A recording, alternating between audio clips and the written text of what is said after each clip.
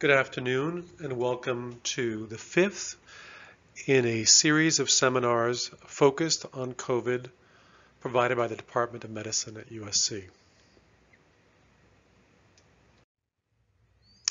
Today we will talk about COVID-19 as this generation's great imitator. And shown here is the myriad of presentations that we have seen with this new viral infection. Full disclosure, on the bottom right, these are the toes of my niece who returned from college and a month later developed this finding. 2 days later, she developed severe epigastric abdominal pain that required hospitalization at the MGH.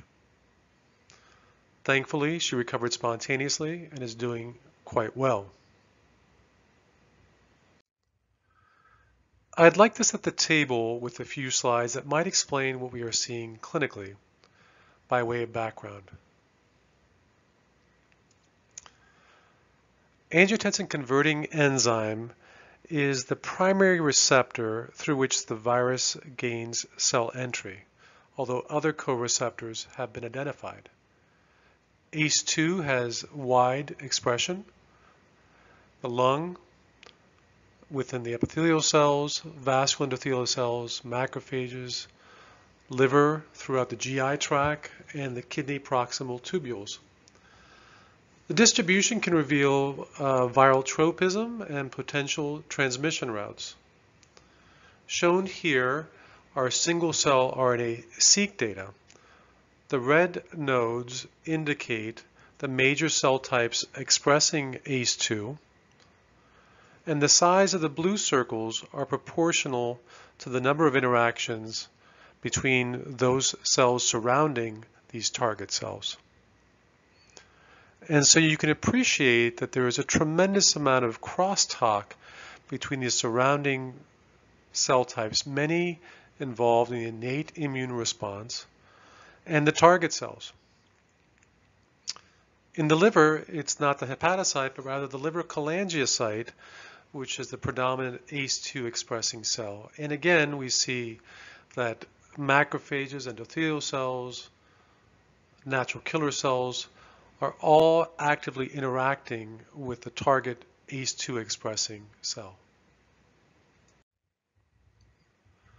Typically, the outcome of a viral infection is binary. On the left, we have a healthy immune response, and this is associated with development early in the course of infection of neutralizing antibodies that bind and inactivate the virus.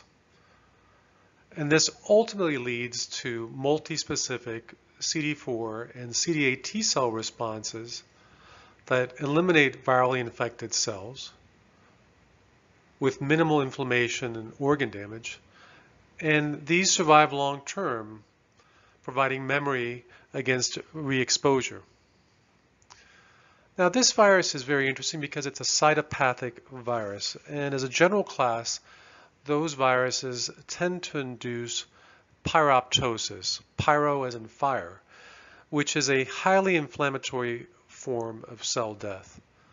This leads to the release of pathogen and damage-associated molecular patterns, so-called PAMPs and DAMPs. And this leads to the secretion of pro-inflammatory cytokines and chemokines. Included is IL-6 or interleukin-6, which has been shown to have prognostic significance in this disease and is a target of immunotherapy.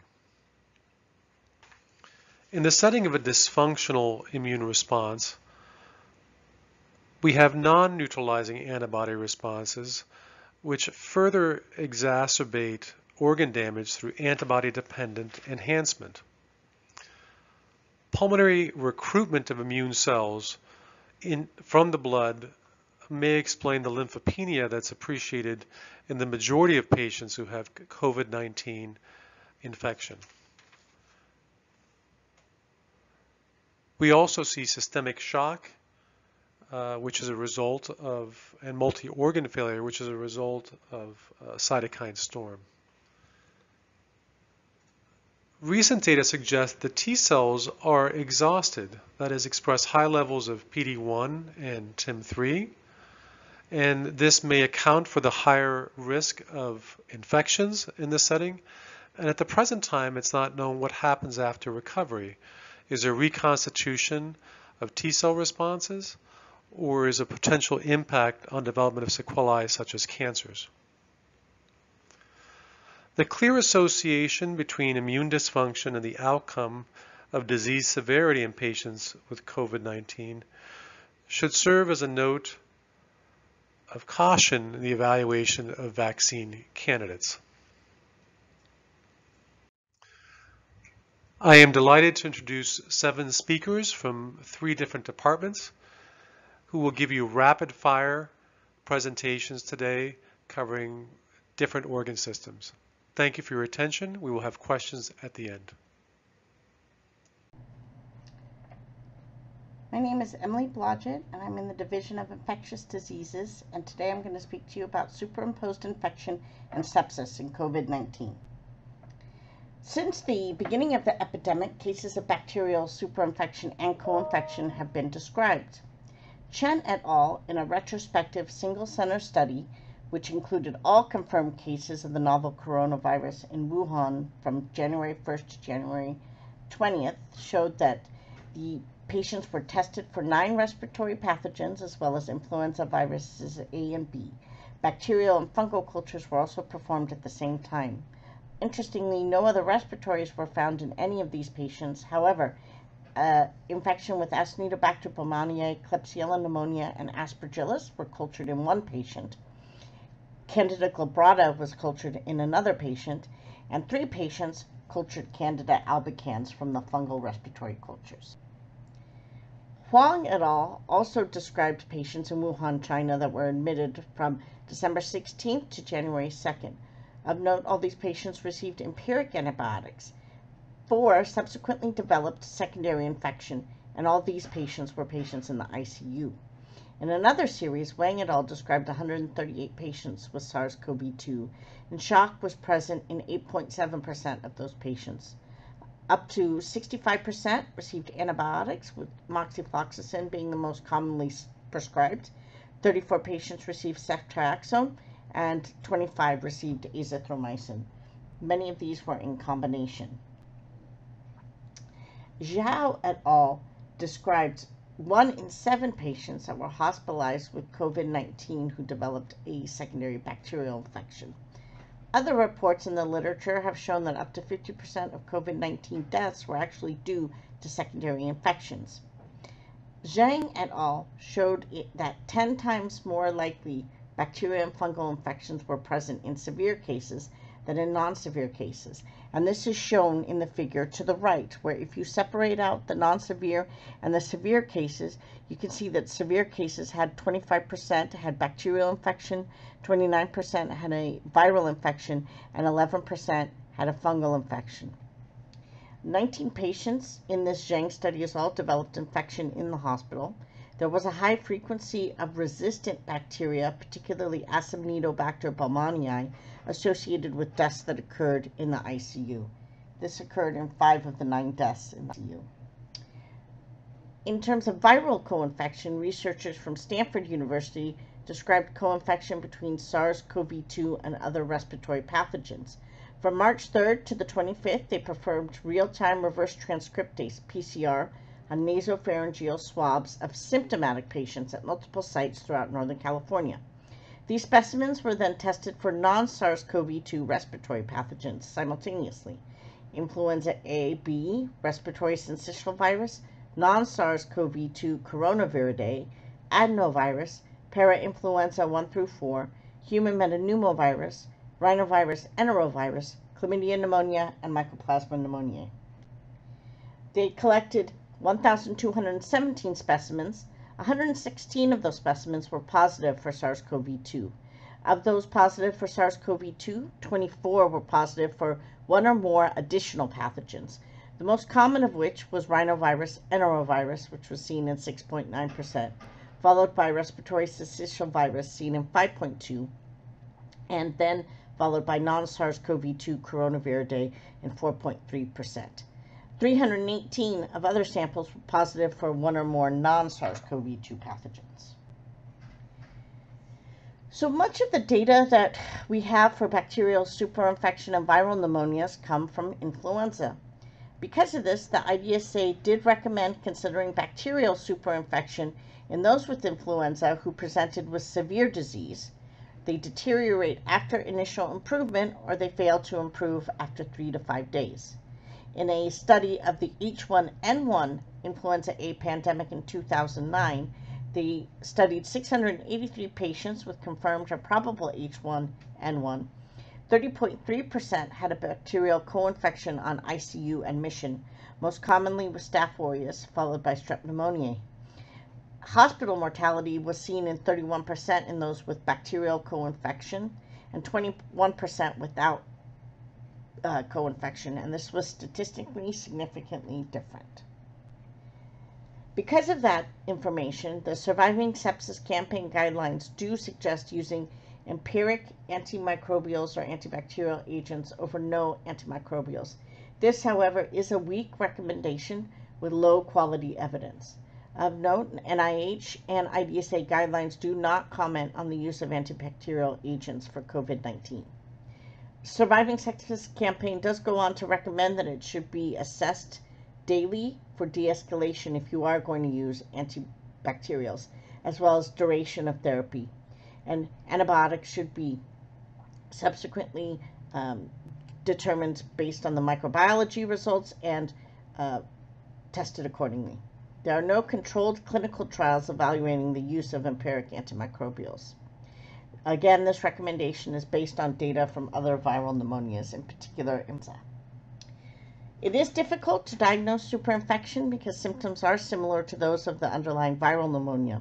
And for this reason, there are high rates of IV antibiotics that were administered in Wuhan, and as well as antibiotics in general. So over 90% of the patients admitted to the hospital or to the intensive care unit did receive antibiotics.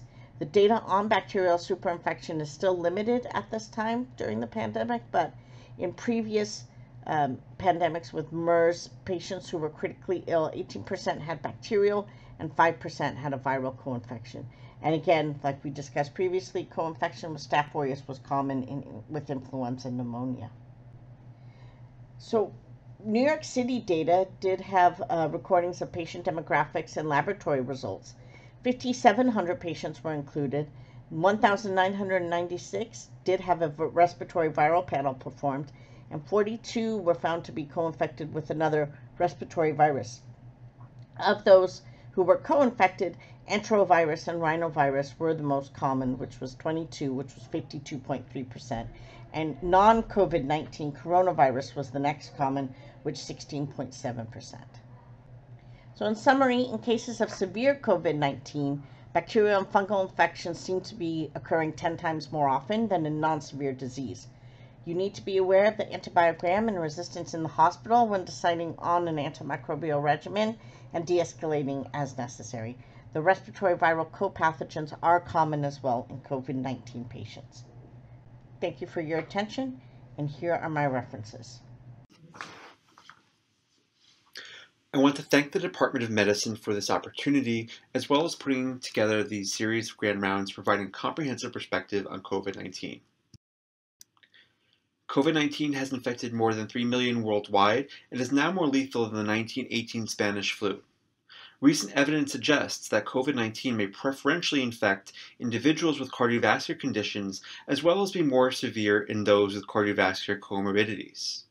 It is also important to note that the widespread effects of this pandemic significantly impact routine and emergency cardiac care for all patients, regardless of COVID-19 infection. In epidemiological data from China, almost 20% of infections were considered severe or critical. The case fatality rate was 2.3%. In this cohort, comorbidities impacted the case fatality rate, and in those with cardiovascular disease, the case fatality rate was 10.5%.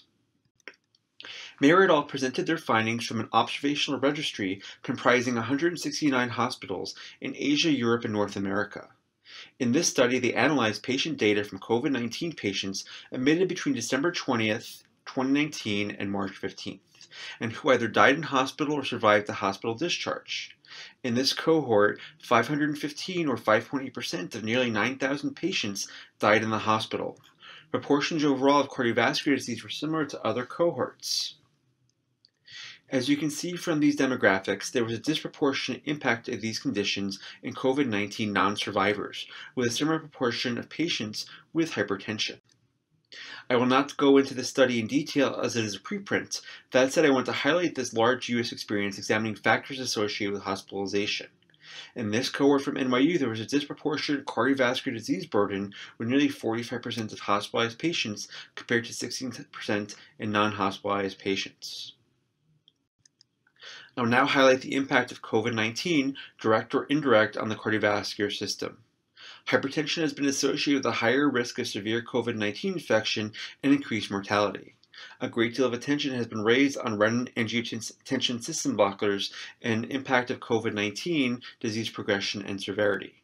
Further studies are needed, but no evidence currently exists for discontinuation, and this has been emphasized by multiple professional societies. I highlight several unanswered questions, including the association of hypertension in fully adjusted analyses with risk of COVID-19, as well as prognosis, and more importantly, the true impact of ARBs and ACE inhibitors in COVID-19. Returning to the international registry, it was demonstrated that cardiovascular disease was associated with increased risk of in-hospital death in those with COVID-19. Here you can see the independent predictors of in-hospital death, highlighting this as well as the impact of ACE inhibitors and ARBs. ACE and ACE2 have opposing physiological functions. ACE cleaves angiotensin 1, generating angiotensin 2, leading to increased levels of AT1R and ultimately vasoconstriction. ACE2, on the other hand, inactivates angiotensin 2 while generating angiotensin 1 through 7 and leading to vasodilation. Notably, evidence of increased harm in those receiving ACE inhibitors and ARBs was not seen in the international registry. Theoretical concerns surround the impact of these inhibitors on ACE2 and whether this affects the likelihood of infection or the severity of disease. Again, further data is warranted to better inform our use of ACE inhibitors and ARBs. However, it is important to be aware of the unintended consequences of discontinuing these evidence-based therapies for hypothetical concerns that have not been fully vetted. Troponin elevation has been seen frequently in patients with COVID-19 infection and is associated with increased disease severity and risk of death. In the absence of a specific etiology, troponin elevation is likely due to myocardial injury from inflammation or a direct effect of the novel coronavirus infection. The importance of this biomarker in risk stratification, prognosis, and mortality need to be further explored, adjusting for potential confounders. This proposed staging system has been shown in previous grand rounds. I show this to put myocardial injury into perspective, and thus far it's been shown to be a later manifestation of the disease process, likely during the inflammatory response phase. Elevations in cytokines and chemokines can occur in COVID-19 infection and is similar to the cytokine release syndrome. Whether the elevation in inflammatory markers play a role in the COVID-19 associated cardiac toxicity is a question that remains unanswered. There are several reports that highlight coronavirus-associated myocarditis, as well as myocardial injury. A better understanding of this may give us a therapeutic target. Possible mechanisms for injury may include injury from the associated cytokine storm, manifested by elevated levels of IL-6, LDH, amongst others. Myocardial dysfunction may also be due to the direct effect of SARS-CoV-2 on the heart. Alternatively, respiratory dysfunction and hypoxemia may lead to cardiomyocyte damage as well. I do not need to emphasize that data continues to evolve with COVID-19. Recently, a report was published in The Lancet demonstrating endothelial cell infection and endothelitis in COVID-19. These images A and B demonstrate the presence of viral inclusion bodies and viral particles in the peritubular space and glomerular capillary loops, respectively. The arrows demonstrate viral particles. C and D represent small bowel and lung specimens, respectively, with staining consistent with apoptosis of endothelial cells and mononuclear cells. Endothelial dysfunction is a principal determinant of microvascular dysfunction by shifting towards more vasoconstriction with subsequent organ ischemia, inflammation, and a procoagulant state. This report suggested that SARS-CoV-2 infection facilitates encephalitis in several organs as a direct consequence of viral involvement and the host inflammatory response. COVID-19 encephalitis could explain the systemic impaired microcirculatory function in different vascular beds and the clinical consequences in patients with COVID-19. Further study is warranted as this may be rational for therapy, and this strategy could be particularly relevant for vulnerable patients with pre-existing endothelial dysfunction, which is associated with the male sex, smoking, hypertension, diabetes, obesity, and established cardiovascular disease, all of which are associated with adverse outcomes in COVID-19. A significant proportion of patients with COVID-19 have evidence of myocardial injury, which leads to higher risk of ICU admission and death. Statins and antiplatelet therapy should be initiated when clinically indicated. Cardioprotective therapy should continue with no contraindications. There are many unanswered questions, including whether there is benefit for the early initiation of these therapies. ECMO may be utilized as a salvage therapy in select candidates with refractory respiratory or cardiorespiratory failure. Early initiation is optimal prior to refractory multi-organ failure, but the use of ECMO is multifactorial and requires multidisciplinary decision-making, as this has a significant impact on resource utilization. COVID-19 has had impact on transplants as well. During this crisis, transplant and donor volumes have decreased. There's guidance from various societies in donor use, as well as resource utilization, and this is constantly evolving. COVID-19 has not only a significant impact on those with cardiovascular comorbidities, it can also lead to myocardial injury and dysfunction. We are only in the infancy of our understanding of this process, and further data is needed to best address the cardiac manifestations of this virus. Thank you. Hello, my name is Sheibani, and I will be presenting on the gastrointestinal and liver manifestations of COVID-19. As you know, fever, dry cough, and dyspnea are the most common presenting symptoms in COVID-19. However, GI symptoms were reported in the first published case of this infection in the United States. They described a 35-year-old male with fevers, cough, and also GI symptoms including nausea and vomiting. The patient developed diarrhea and nonspecific abdominal pain on hospital day 2. Laboratory tests revealed elevated liver enzymes. Respiratory and stool specimens were positive for virus RNA. Since then, and even prior, there have been several studies in the literature evaluating the prevalence of GI symptoms in COVID-19. I summarize the largest published studies in this table. As you can see, diarrhea is commonly reported and seen in about 3 to 50% of patients. If anorexia is evaluated, which is a nonspecific and subjective GI symptom, it is reported in a large percentage of patients. There is limited data looking at patients with just isolated GI symptoms. Pan et al. Did show that only 3% of patients presented with only GI symptoms. The majority had just respiratory or a combination of GI with respiratory symptoms.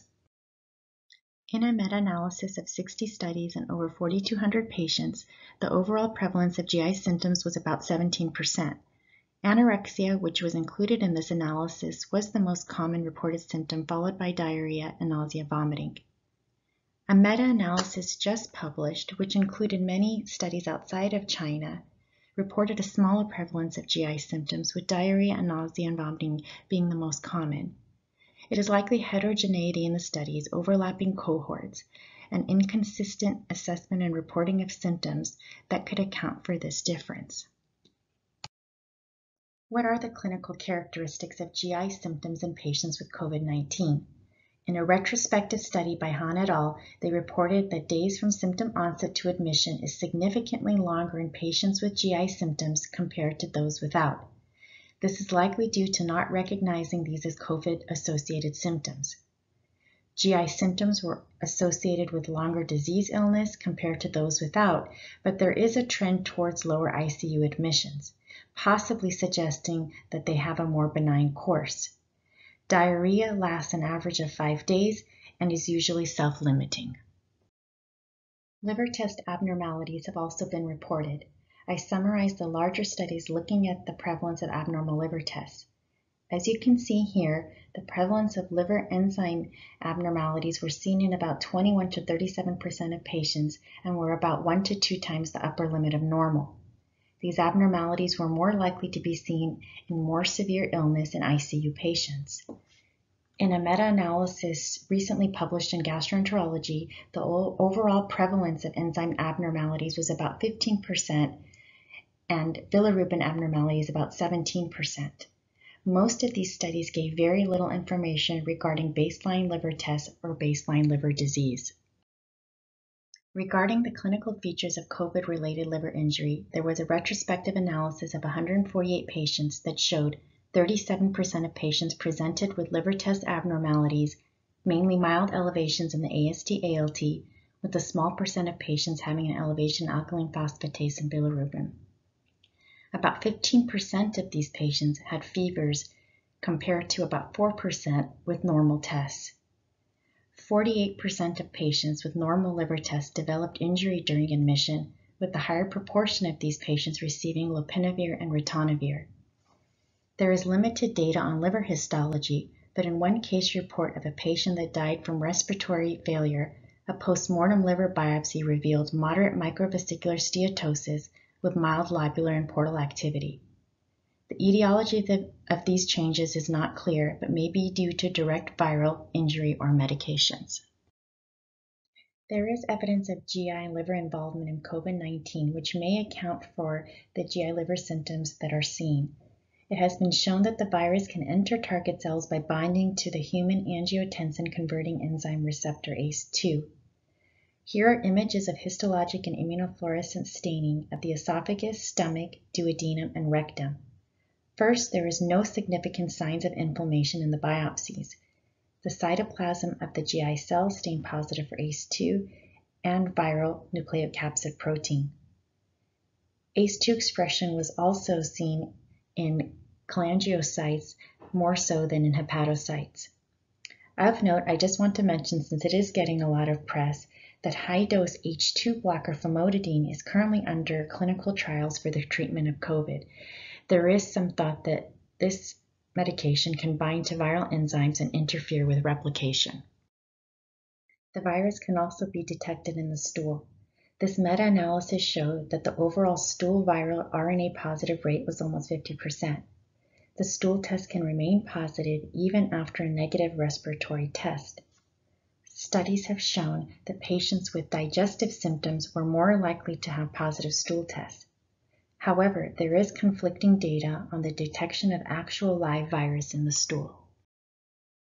In summary, GI manifestations of COVID-19 are seen in about 17% of patients, with anorexia and diarrhea being the most common symptoms. Isolated GI symptoms without any respiratory symptoms are rare. Patients with GI symptoms can have delays in admission, likely due to the fact that these symptoms are not recognized as being associated with COVID-19. Abnormal liver enzymes are seen in about 15% of patients. This is more common in more severe disease or ICU patients. The etiology is not clear, but it's likely multifactorial, including medications and possibly direct viral injury. The virus can enter the GI tract via the ACE2 receptor, and about 48% of patients have positive stool tests. These tests can remain positive even after a negative respiratory sample. These positive tests raise the question of possible fecal-oral transmission.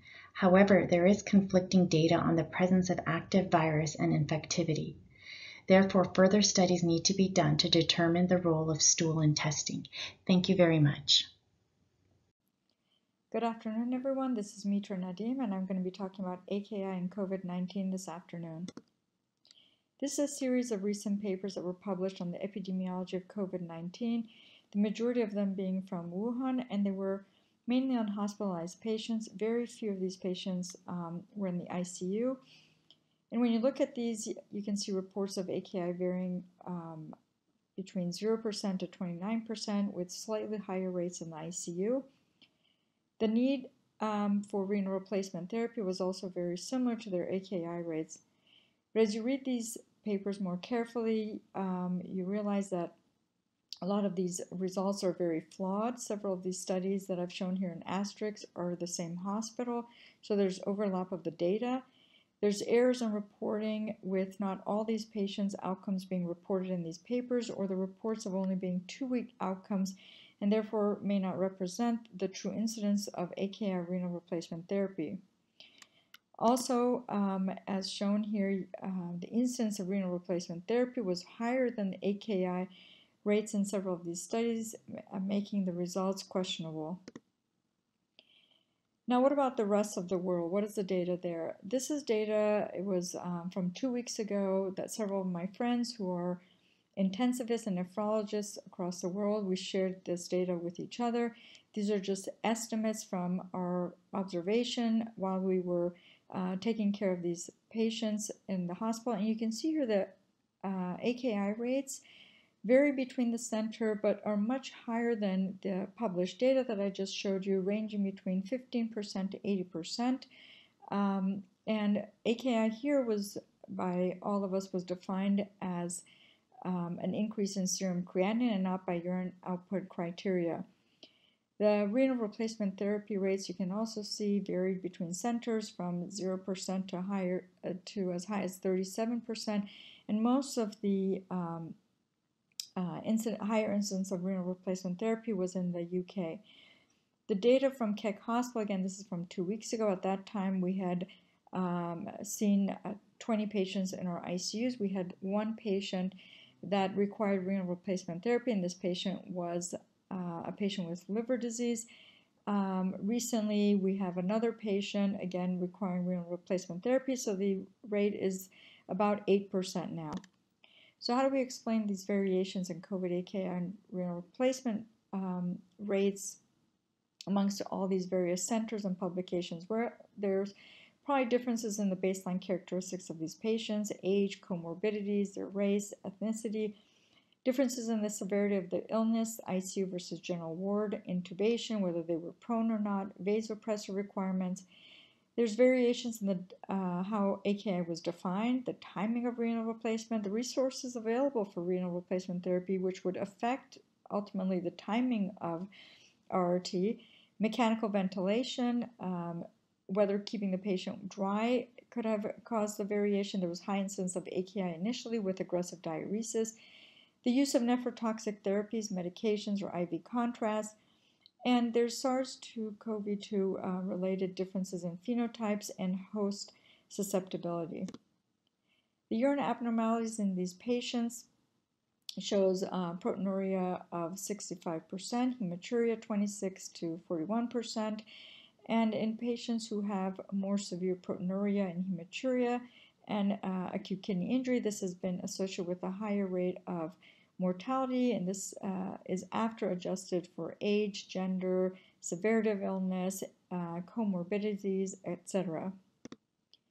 If you look at the potential mechanism of AKI, there's potential viral invasion leading to tubular epithelium podocyte damage, which can lead to glomerular disease. There's viral invasion causing possibly rhabdo and ultimately ATN.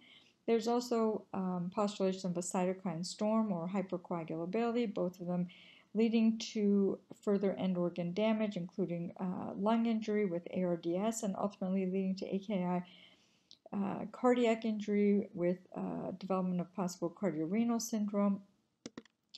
But we should also keep in mind other causes of AKI that typically occur in patients who are critically ill in the ICU, and that's volume depletion, which again, a lot of these patients on initial presentation were volume depleted, a positive fluid balance, which ultimately occurs later on with all the fluid resuscitation, can lead to renal congestion and acute kidney injury, and the use of nephrotoxic agents such as IV contrast or various medications could also potentially cause AKI in these patients.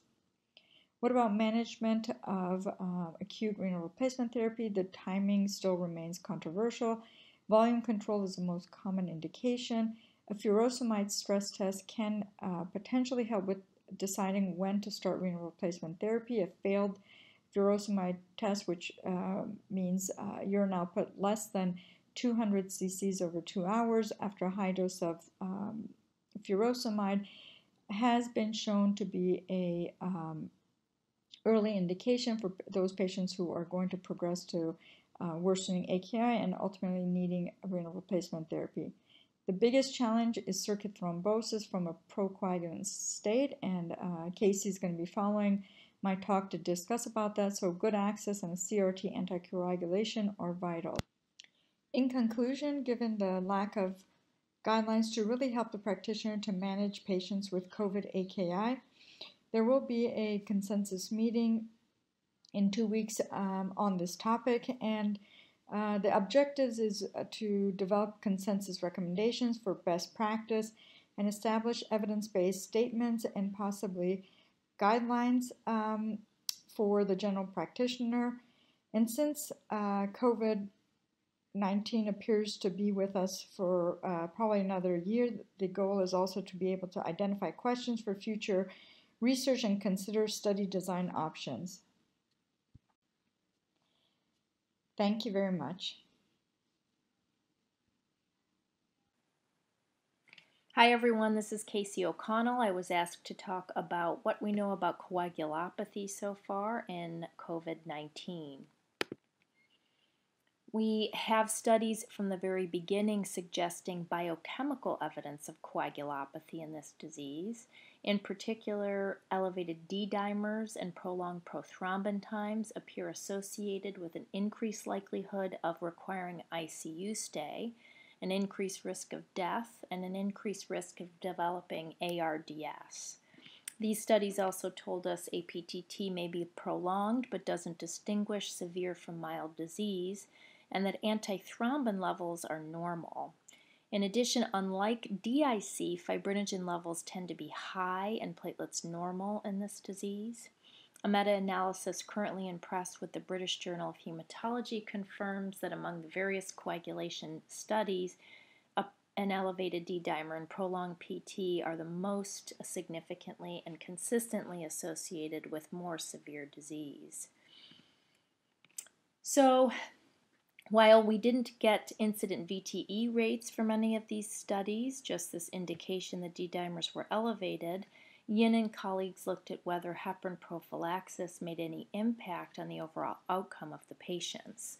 So figure A shows patients with COVID pneumonia, and the blue bars are those treated with heparin. The red bars are those not treated with heparin prophylaxis. Figure B shows patients hospitalized with pneumonia from causes other than COVID. So the overall findings from this study was that the heparin use did not impact 28-day mortality in the group as a whole. However, if you look at the patients with D-dimers greater than 6 times the upper limit of normal, there was a statistically significant survival benefit for those treated with prophylactic heparin. These 3 studies have given us some better data about actual events. So the first is from China, covers 81 patients who were in the ICU.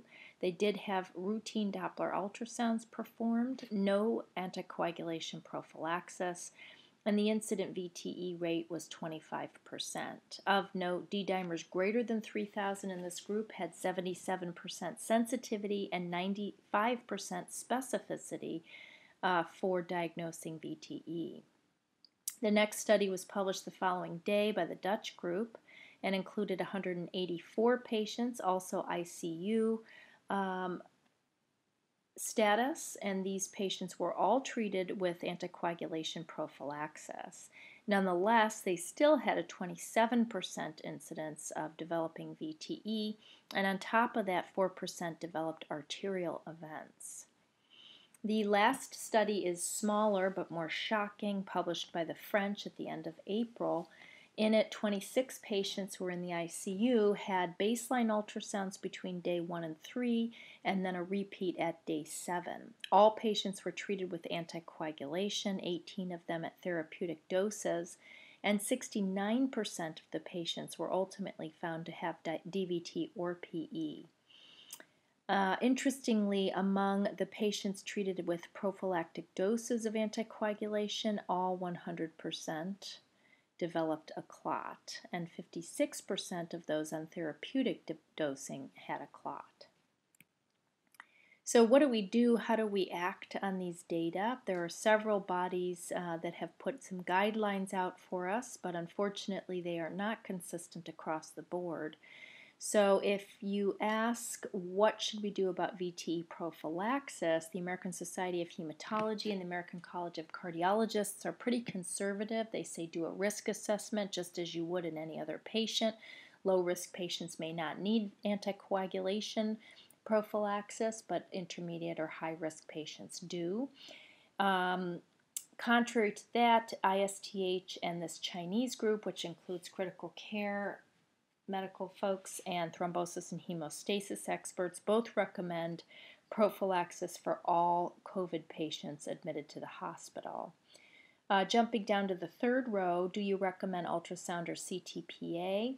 American Society of Hematology and the Cardiology Group both do cover this and strongly recommend that these studies be performed when indicated. What about a D-dimer-based strategy for up-titrating anticoagulation? ASH came out with a resounding no on that. ISTH doesn't address that specifically, but they do state that patients with a D-dimer greater than 5 times the upper limit of normal should be admitted. And the American College of Cardiologists felt that D-dimers still twice or more the upper limit of normal, and patients being discharged should merit post-discharge anticoagulation. Only the Chinese group uses an up-titration strategy for patients with D-dimers greater than 5,000, where they go to intermediate or full dosing. What about if patients deteriorate clinically, which is something we see, and we may not be able to get a CTPA to investigate the etiology? Most of the groups say no, but a minority of the American College of Cardiologists said they would consider it in this situation, and American Society of Hematology says investigational therapies may be appropriate in them. So in summary, we have gotten that guidance document through both at Keck and DHS-wide. One of the problems we're dealing with at County is that many of these patients don't get an ultrasound or can't get a CTPA, and so we use the D-dimer as a surrogate marker in those cases. Since we can't get the studies we need to make the diagnosis. There are many areas of uncertainty, including what the pathophysiology of this is, whether we can use TPA perhaps, whether we should consider DOACs or Gatraban, and hopefully as the weeks roll on we'll get some answers to those questions. Thank you. Good afternoon. My name is Brittany DeClercq and I am a dermatologist and dermatopathologist at USC. It's a pleasure to be part of this conference, and I will be addressing the cutaneous manifestations of COVID-19. COVID-19 patients will show some form of cutaneous disease about 20% of the time. There are 5 currently recognized patterns of cutaneous disease. These patterns were described most in depth by a group out of Spain who took meticulous photographs of 375 patients with cutaneous manifestations thought to be related to COVID-19. The first is a pseudo-chilblain pattern. The second is an urticarial pattern. The third is a vesicular pattern. The fourth is a morbilliform or maculopapular pattern. And the fifth is a thrombotic and necrotic pattern. There are also less common manifestations that I will address briefly. The so-called COVID toes or pseudo-chilblain pattern has been written about frequently in the lay press. This is a really interesting phenomenon that occurs in about 4% of cases. It is predominantly seen in younger individuals who are asymptomatic or present with mild disease. They may have associated itching or pain. Of note, this pattern typically presents after any other COVID symptoms might be apparent, typically 1 to 2 weeks after resolution of their other symptoms. The pathogenesis of COVID toes is quite interesting. The current hypothesis sees this process as a connective tissue disease mimicker. It is thought that these patients have a robust type 1 interferon response to the virus, thereby adequately clearing the virus, but also inducing this inflammatory disorder of the small blood vessels. This is thought to not represent acral microthrombi in these young, healthy individuals. Accordingly, COVID-TOES in this setting portends a good prognosis. These photos are from a case report of COVID-TOES in a young individual. On panel A, we see a dense perivascular lymphocytic response without evidence of microthrombi in the vessels. On panel B, we see a similar inflammatory infiltrate around the eccrine units or sweat ducts. This histologic pattern directly mimics what we see in typical or classic cases of cold-induced pernio or chilblains. While we do not yet fully understand the propensity for involvement of the acral surfaces, it is known that COVID-19 infects endothelial cells, and an endotheliitis of the capillaries may account for some of the persistent inflammation we see in cases of COVID-TOES. Our second general pattern of cutaneous disease is urticaria. This pattern is seen in about 4% of patients, and the onset of the urticaria is simultaneous to the other systemic symptoms of COVID. These patients typically have more severe disease. However, this pattern is not specific to COVID, and similar to urticaria induced by other causes, the COVID-associated urticaria is extraordinarily itchy. Our third pattern is a morbilliform eruption, or a classic maculopapular viral exanthem that mimics measles. This is the most commonly observed cutaneous eruption in COVID patients, with approximately 10% of patients manifesting this. Some patients will have associated flaky scale, which can give the rash a pityriasis rosea-like appearance. Additionally, purpura or targetoid features can also be seen in this pattern. Our fourth pattern is a vesicular eruption. This rash shows vesicles like the ones that can be seen in varicella. However, in the COVID patients, these vesicles are described as being monomorphic, meaning they are all in the same stage of evolution. In typical varicella, the vesicles are all in a different stage of evolution. Of note, the vesicles may also show a hemorrhagic quality, particularly in sicker patients. Our last general pattern of skin disease is also the most worrisome. Patients who have dangerous progression of their disease can present with thrombotic and hemorrhagic complications that result in non-blanching, lividoid, lace-like, or necrotic areas. Once patients present with this finding, a 10% mortality was reported in the Spanish cohort. Finally, there are several less commonly observed cutaneous findings that have been reported. We have cases of a mucosal enanthem, follicular-based papules, axillary erythema, and acral papular eruptions with a different morphology than COVID-TOES. In summary, 20% of patients with COVID-19 may present with some sort of cutaneous finding. This is an unusual viral phenomenon since the findings are widely polymorphous in presentation. The time of presentation also varies between morphologies, and accordingly, patients may test negative for the virus at the time of their cutaneous eruption. Namely, this is seen in the COVID-TOES type presentation. Lastly, it appears that the pathogenesis is different amongst the various presentations, with direct viral effects, endotheliitis or coagulopathy, and finally, the host immune response accounting for these cutaneous findings. I thank you very much for the invitation to be here and also for your attention. Hi, this is Nerses Sinosian, presenting on a topic of COVID-19 and stroke. I'm an associate professor in neurology and director of the stroke program here at USC. There is a relationship between COVID-19 and both cardiovascular disease and stroke.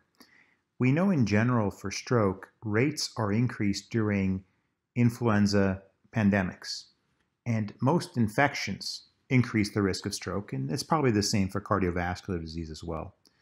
In particular, there have been reports of increased rates of stroke with SARS, and we're finding that patients infected with COVID-19 also are presenting with higher than expected rates of stroke. There's been a lot of case series. I'm going to pull out 3 to discuss with you. The first one was a case series out of Wuhan.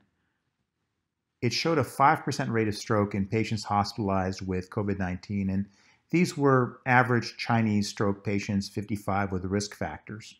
And this is higher than we would expect for influenza. Mount Sinai reported a group of patients that were below the age of 50 who presented within a 2-week period with large vessel stroke. And they said this is much higher than their average patients, that less than one presenting within 2 weeks. All these individuals had COVID-19 infection. All of them presented with large vessel strokes, the most serious type of stroke.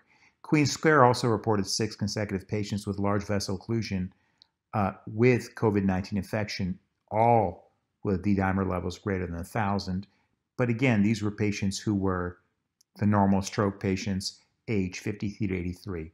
So in summary, it looks like from the case series, most patients who have COVID-19 related stroke are older with the usual risk factors. However, everyone who's infected has an increase in their stroke risk. Younger individuals are going to come in with strokes as well, but they're probably going to be much less frequently seen than the older individuals with risk factors. Mechanisms of stroke are probably similar to other cardiovascular disease mechanisms, and other mechanisms have to do with hypercoagulability. I will highlight one thing, though, is in the stroke literature, it appears that in the Queen's Square series of 6 patients, the vast majority had lupus anticoagulant or another form of antiphospholipid antibody syndrome. 5 had the lupus anticoagulant out of 6, 1 beta-2 glycoprotein, and 1 with the anticardiolipin antibody. So certainly the hypercoagulability may be related to a post-infectious antiphospholipid antibody syndrome, and the D-dimer seems to be very commonly elevated in these patients. Now, what to do when you have a patient with COVID-19 and stroke? Well, certainly they would respond, if appropriate, to IV thrombolysis with TPA, and FDA is indicating its use up to 4.5 hours after stroke symptom onset. If it's a large vessel occlusion, up to 6 hours, we can do thrombectomy, endovascular thrombectomy.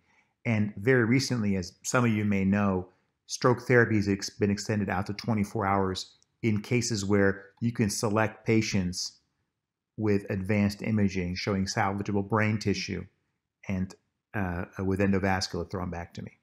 However, we have a different set of guidelines that we've been following on the endovascular therapy standpoint. Like, for example, in patients with suspected or confirmed COVID-19, we tend to intubate them much more frequently prior to the endovascular procedure, whereas in usual situations, we might do the endovascular procedure under conscious sedation or in some other form.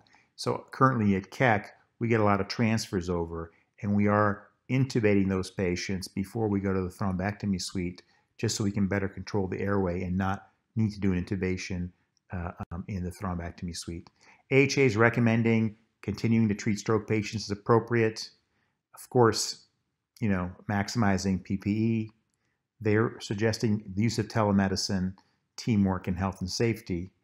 And I thought maybe I could just give you some ideas about what I've been doing in my practice. In what I'd say in general, among myself and other stroke experts, in acutely ill hospitalized patients, we're giving all of them prophylactic anticoagulation with things like low-dose, low-molecular heparin. If the D-dimer is moderately elevated or severely elevated, well, certainly if it's moderate, we consider full-dose anticoagulation. Severely elevated, we're using full-dose anticoagulation in these patients. Post-discharge, for our stroke patients with COVID-19, continuing low-dose prophylaxis depending on risk-benefit up to 1 month. So in summary, patients with COVID-19 are at elevated risk of stroke, a lot of large vessel occlusion due to thrombosis and thromboembolism. It's going to be mostly older patients with known stroke risk factors, but younger patients are also elevated risk, so we have to keep an eye out for them. Thank you. First of all, I want to thank all the speakers. Those are really top-flight presentations, and I really appreciate the time you took to put together these clear and informative presentations. The first question is, Casey, you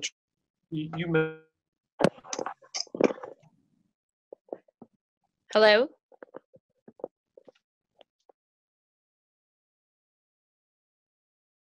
with improvement in inflammation. And I guess the question is coagulopathy an indication for anti-inflammatory strategies like anti-IL-6? If the patient presents with DVT, et cetera. Well, I can't say that it's an indication because we don't have a study demonstrating that that clotting being the trigger. But from a pathophysiologic standpoint, and if you look at the studies that show serial levels of D-dimer and IL-6, they definitely track together. And it does seem to be our experience at County that you can see this incredible tracking of the D-dimer that goes up with the CRP. They get on some steroids because we haven't been able to give tocilizumab at the County. With the steroids, both the D-dimer and the CRP will come down. Granted, we also have them on anticoagulation in that situation. So there's no doubt that the inflammation and the coagulopathy seem to track together. And my instinct is that those are patients that would definitely benefit from anti-inflammatory therapy, but I can't say that there's a study documenting that that is effective and safe to use the trigger. Kind of same question to nurses. In patients who have present with stroke, given TPA, do you also consider anti-inflammatory therapy as an adjunctive therapy? Yeah, Hugo, what I'd say is that we are checking the D-dimer. We're looking at antiphospholipid antibody syndrome. And we are, in addition to TPA and endovascular, we're tending to favor, am I through? I'm sorry about that. So just to reiterate with the question, I don't know if I got through the first time. So we are being very aggressive with the stroke patients. We've seen one COVID-related stroke patient at LA County USC.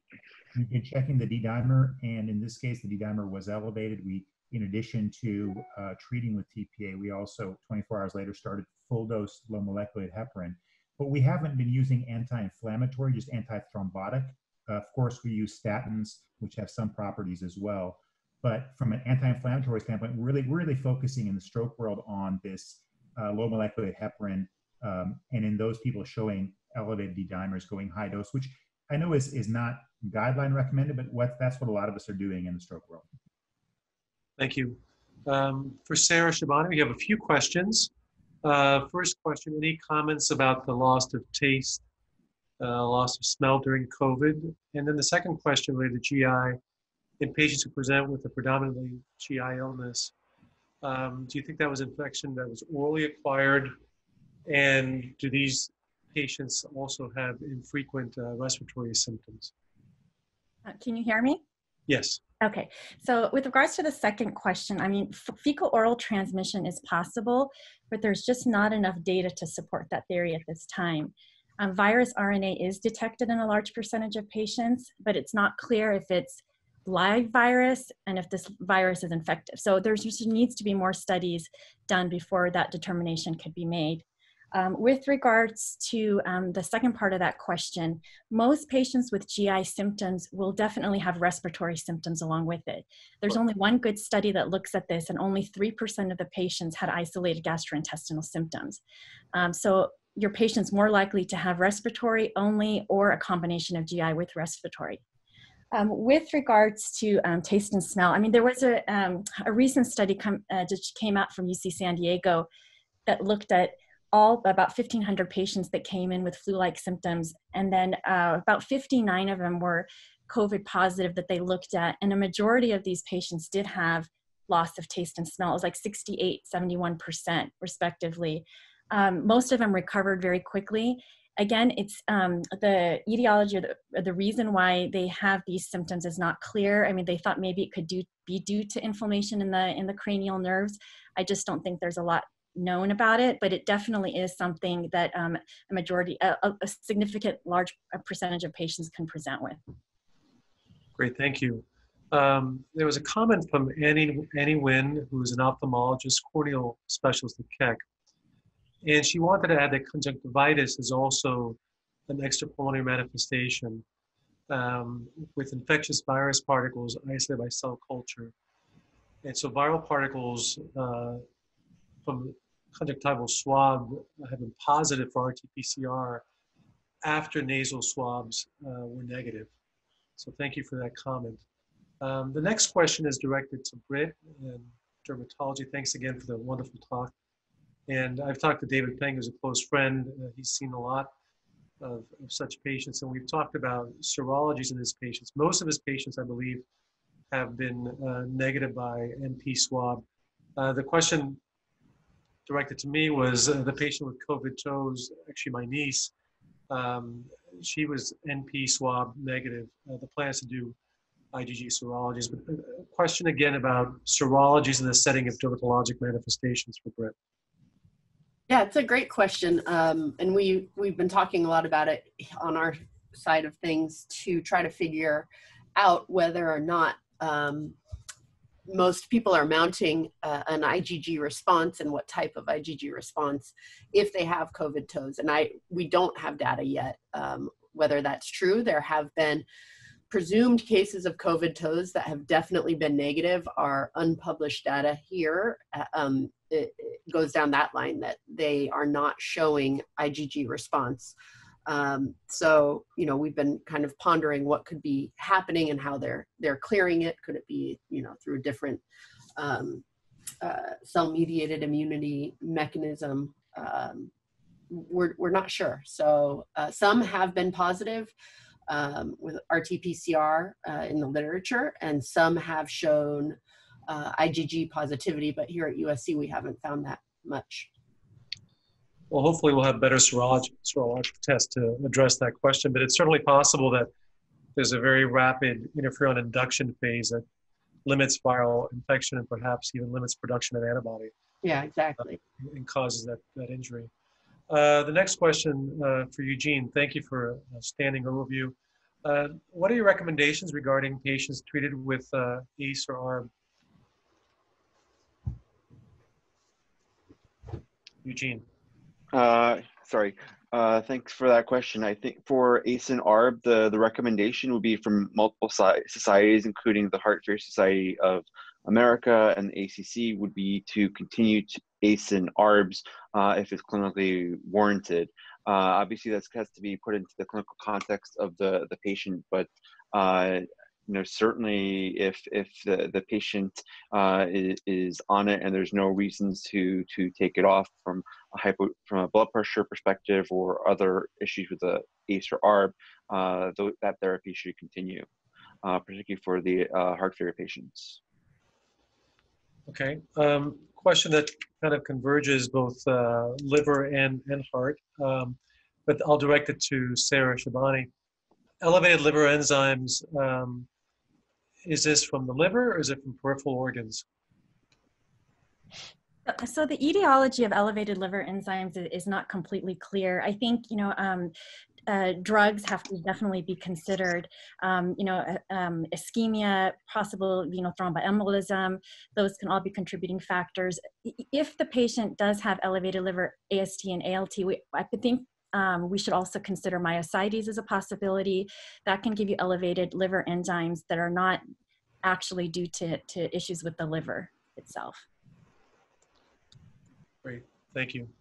For Casey, if you were using a D-dimer guided decision-making strategy in COVID patients, for example, counting, what would be the threshold or the cutoff that you'd recommend?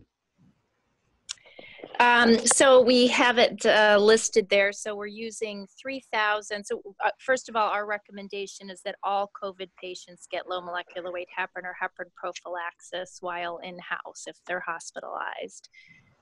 We don't make any recommendation about those who get sent home with a positive test.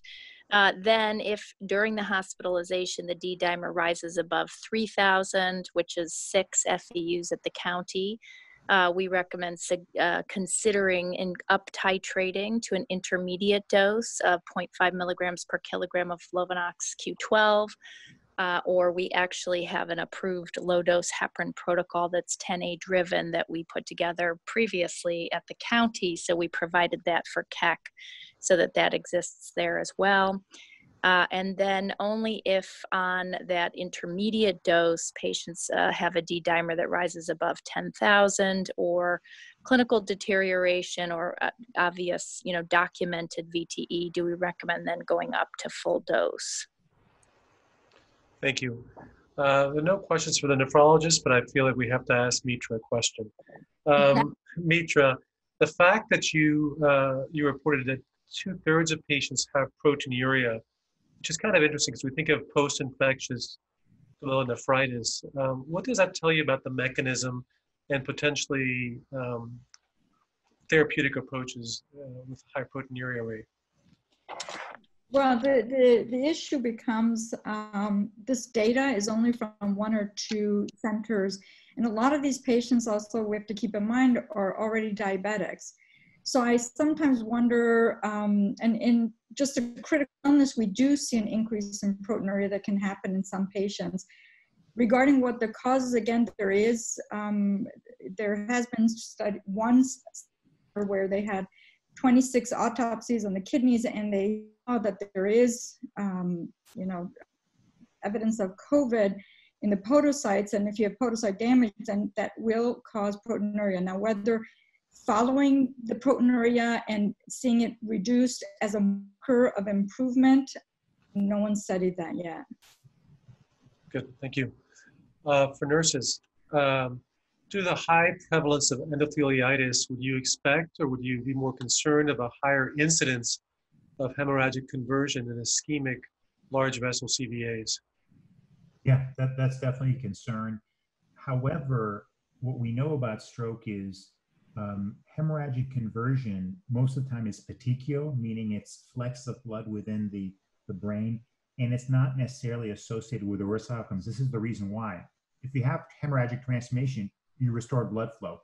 Without restoring blood flow, you don't get hemorrhagic transformation. So ideally, you don't want to have hemorrhagic transformation, but the presence of hemorrhagic transformation indicates you got the vessel open, and it's better than the other outcome, which is not getting the vessel open. Great, thank you. Question for all the panelists. If the initial test is negative and clinical suspicion remains high, when should we retest versus obtain BAL? We can have the pulmonologist comment on that as well.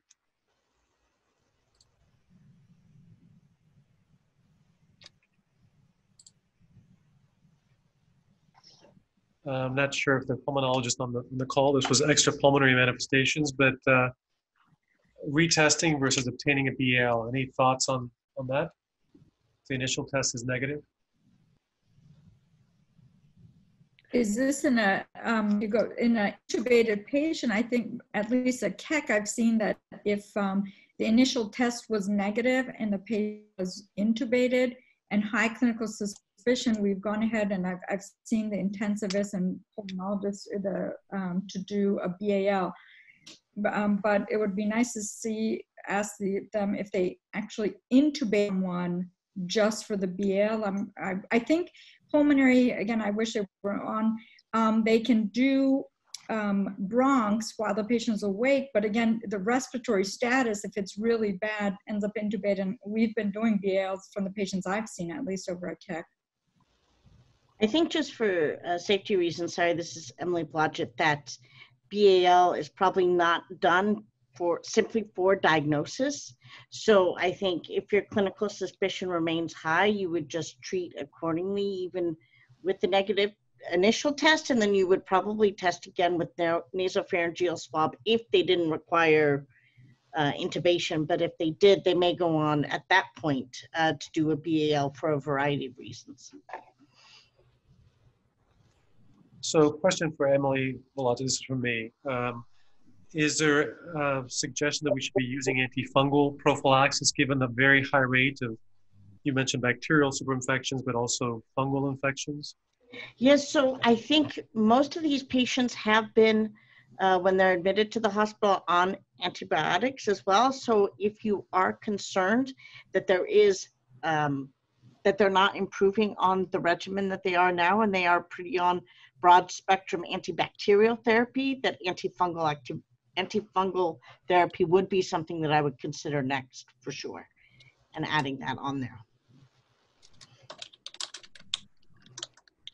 Okay. Well, there's a question about sharing the presentation link. Our expectation is that by next week we'll have a YouTube link that we'll share with all of you. I don't have any other questions here. Again, I'd like to wrap it up thanking all the speakers and for the participants for their really insightful questions. And it's fair to say we've never seen anything like this before. Let's keep working together, and thank you all. Have a good night.